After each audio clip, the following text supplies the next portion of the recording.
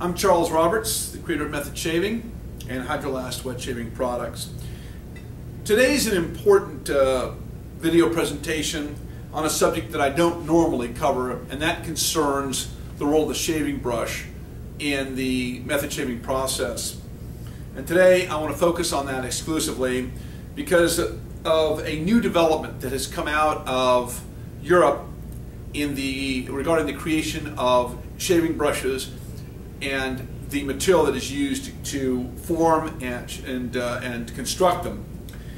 It's an important point I want to cover today, and it's going to cover a considerable amount of territory, so I'm going to be as brief as I can to simply present to you the basic understanding of where we are today with the shaving brush and traditional brush shaving in general and method shaving in particular. There was a company in England called Edwin Jagger, probably one of the finest manufacturers of traditional brush and razor equipment in the world. They're based in Sheffield, England, and they have been manufacturing shaving products for about 25 years. And just recently, I came into possession of a new type of brush that Edwin Jagger produces called a synthetic shaving brush. I'm just going to kind of set this out here as I'm talking.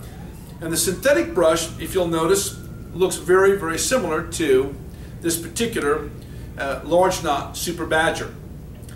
Very similar in look, very similar in cut, but they are very dissimilar in construction.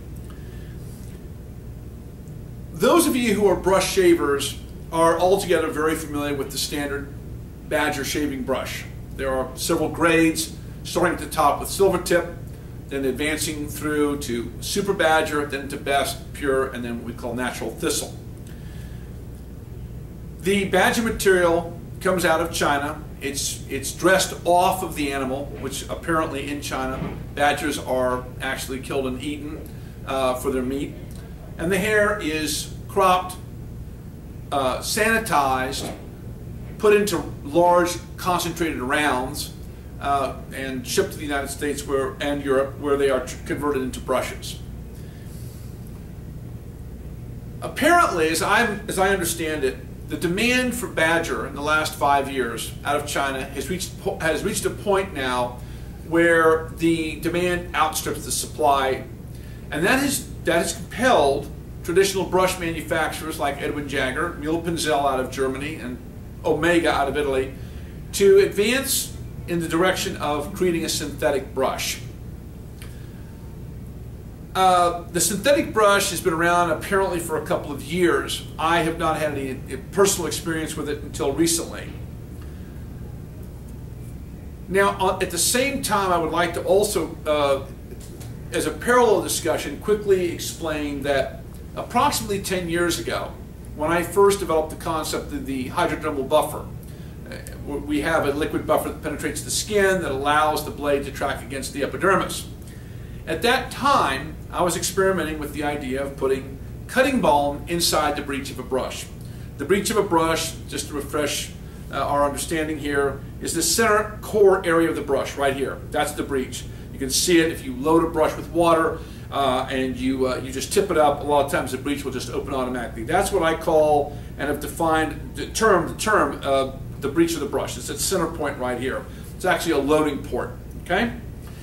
Anyhow, those of you familiar with the method shaving story know that I wrote about this extensively. I put the cutting balm inside the breech of the brush, and I produced a mix that was spectacular.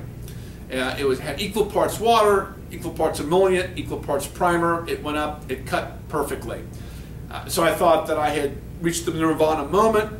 We had a perfect mix coming out of a brush. We could actually mix it in the brush, and shaving was never going to be the same again. Well, for about 6 weeks, it never was the same. It was glorious. It was very, very, very nice. Anyhow, after about 6 weeks, maybe 2 months, the brush wet rotted and the hair fell out. Okay? So thereafter, I switched and I gave the direction that came up with the solution that what you did was you used your soap to build your primer. You put your primer up and then you go on and you massage the cutting balm and then the paste into the skin, and that provided you that marvelous, what we call internal-external buffering system. And that's the way it's been ever since. But in the back of my mind, I had always considered the possibility of one day there maybe being a brush that could perform this marvelous mixing feat that I always wanted to achieve. Years ago, I invented the Shave Master, which had a high compression knot that came a little closer to accomplishing that outcome, but didn't quite make it. It was a good brush, but it was expensive to make, and really did not accomplish the ideal that I was searching for. So now we have the synthetic brush. And I would like to just say that the feat, the objective, the target of having a brush now that allows us to actually breech load the mix is now in our possession. And this is what I want to show you at this time. And before I actually demonstrate how to load the brush and build your mix in the brush, I want to just explain to you quickly how this is going to happen. Those of you familiar with my system know that we have a shaving paste, we have a hard soap primer, we have a product called cutting balm, and we have a product called activator.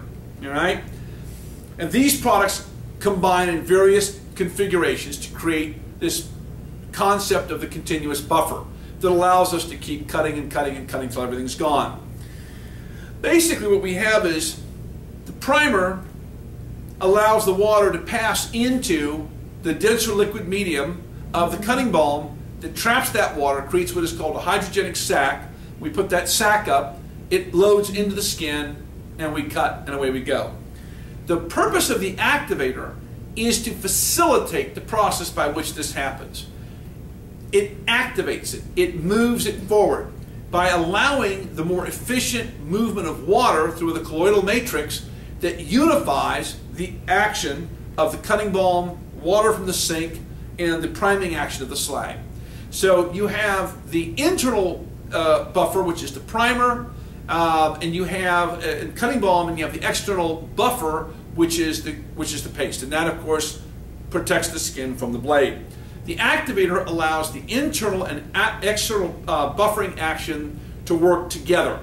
So you have one agent softens the skin, but yet softens it sufficiently to allow the blade to push up against it without injury. That's the internal agent, and the external agent is the buffer that allows the blade to pass over the skin without injury. So you get that beautiful two-tier binary effect working. The activator allows for the smooth interplay of the internal priming mechanism and the external blade buffer to work together in tandem.